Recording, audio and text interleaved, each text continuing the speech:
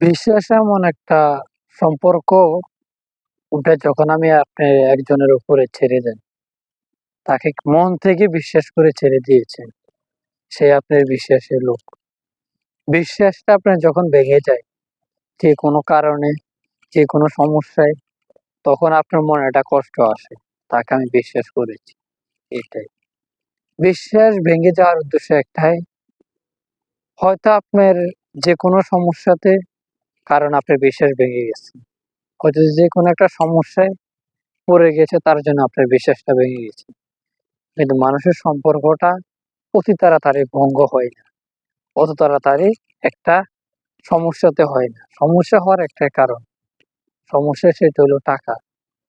টাকা যদি পুরুষের কাছে থাকে তাহলে সবাই তার খোঁজ খবর নেবে, সবাই তাকে কথা বলবে, তার সাথে বন্ধু বান্ধব জমবে, আড্ডা দেবে। তার পকেট খালি, কিন্তু বন্ধু বান্ধবও মিলবে না, পাড়াপড়শিও তাকে দেখতে পারবে না, তার পকেট খালি। সে বেকার, তার কাছে টাকা নেই, তার জন্য সেইকে কেউ দেখতে পারবে না। আসলেও বেকার হতে পারে সে, তার কিন্তু মনটা অনেক বড়। সে নিজে না খাইতে পারো, অন্যকে খাওয়াতে চেষ্টা করবে। কিন্তু আমরা সেইটা বুঝতে চেষ্টা করি না। ওটাকে আমরা কি বলি, ওটাকে নানানভাবে বাহানা দেখাই, মানুষের সাথে বিভ্রান্তি সৃষ্টি করি। এগুলা না করি, আমরা মানুষকে হেল্প করাটা চেষ্টা করি। হেল্প করলে বলবো যে এটা ভালো কাজ করেছে।